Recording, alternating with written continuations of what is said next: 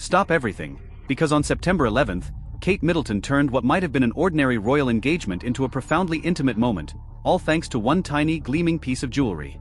As the Princess of Wales arrived at the venerable Sudbury Silk Mills in Suffolk, her presence was the textbook definition of polished royalty: a tailored grey plaid pantsuit, a simple black top, and classic gold hoop earrings.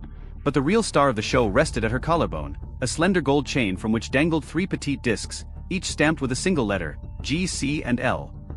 Those initials weren't cryptic code or mere decoration, they stood for George, Charlotte, and Louis, her 3 children, transforming the necklace into a whispered ode to motherhood that spoke louder than any royal proclamation. Morning sunlight filtered through the mill's ornate, lace-like windows, casting intricate patterns on the stone floor as Kate exchanged warm smiles with weavers and stitchers. She paused before a vintage loom, tracing her finger along its weathered frame, and leaned in to admire a swath of silk shimmering in jade and gold threads. At every turn, cameras clicked, not only to capture her high street meets high-fashion ensemble, but to zoom in on that seemingly simple accessory. With her rich brunette waves catching the light, a deliberate return to her signature shade after a fleeting honey blonde transformation earlier in the month, she exuded an effortless grace that perfectly complemented the necklace's understated poignancy. Whispers swiftly began swirling about the necklace's provenance. Was it a bespoke creation from London's most sought-after ateliers? Monica Venator, known for her personalized keepsakes, immediately came to mind. Or perhaps it sprang from the creative mind at Tati Devine, whose minimalist designs have won fans among celebrities and stylists alike. Regardless of its exact origin, the piece appeared to be crafted in 9 to 14 karat yellow gold, with each charm spanning barely 10 millimeters in diameter. A size that hints at intimacy while still catching the light with every subtle nod. Priced, industry insiders speculate, somewhere between £150 and £500, the necklace underscores a truth the Princess of Wales understands well: sentimental value far outweighs any price tag. This delicate charm necklace was far from Kate's first foray into jewelry imbued with personal meaning. Just a week prior, at the Natural History Museum, she debuted honey blonde locks that had fans and fashion commentators buzzing. 2 days later, at the Rugby World Cup match between England and Australia, she reverted to brunette, yet neither hair moment overshadowed the quiet accessory at her neckline.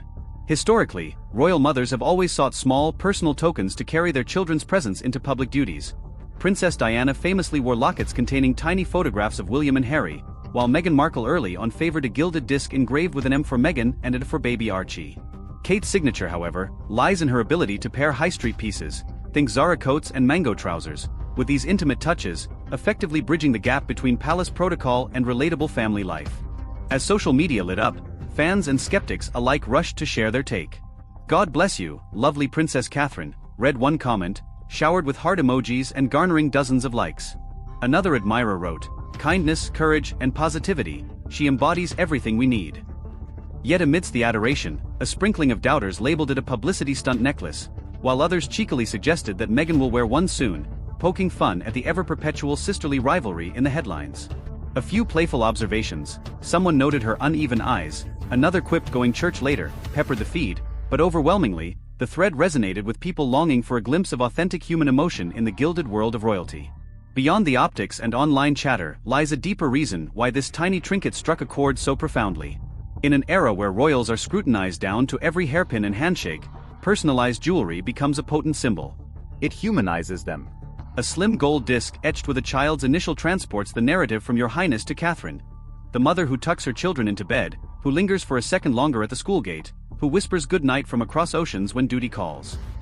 It's an unspoken testament to the balancing act she performs daily, upholding centuries-old tradition while nurturing the private joys of family life. As Kate departed the mill, her silhouette framed by the honeyed glow of late morning, the trio of gold discs lingered in the collective memory far more than her tailored suit or the polished wood of the looms. It was a quiet proclamation, heard not through fanfare or trumpets, but in the silent language of personal tribute. She proved that a royal statement need not be grandiose. Sometimes the most powerful messages resonate in the smallest details. A glance toward her necklace was a reminder that beneath the velvet robes and stately protocols lies a mother who carries her children's initials close to her heart, literally. Looking at the broader tapestry of royal style, Kate's necklace serves as a modern heirloom in the making. Imagine her eldest, George, someday inheriting one of these charms, perhaps etched with the initial of a future child, continuing the chain of maternal devotion through generations. It is this sense of enduring legacy that elevates the piece from mere accessory to a living artifact. Each time she wears it, she stitches together private devotion and public duty, weaving a story as textured and timeless as the silk being celebrated at the mills. In the grand narrative of monarchy, actions often speak louder than words. Charles's coronation regalia, William's investiture, and Camilla's charitable work all convey meaning. But it is in these quieter moments, the whispered tokens of love and memory, that we see their humanity most clearly. Kate's gold charm necklace does more than commemorate her children. It invites us to share in her world, to recognize that even those born into privilege seek and treasure the same small comforts: a mother's prayer, a child's laughter, a keepsake worn against the skin. When historians look back on this September outing, they may note the mill's restored looms or the fashion headlines praising the gray plaid suit. But superimposed on those accounts will be the image of Kate Middleton gently adjusting her necklace, sunlight dancing off its 3 discs, as she turned a public appearance into a tender, personal moment. That image, quiet, potent, unforgettable, is what truly defines the day, proof that in the lexicon of royal communication, sometimes the loudest declaration is made with the softest voice. And in that soft whisper of gold, Kate spoke volumes about what matters most: family, love, and the unbreakable bonds that tie it all together.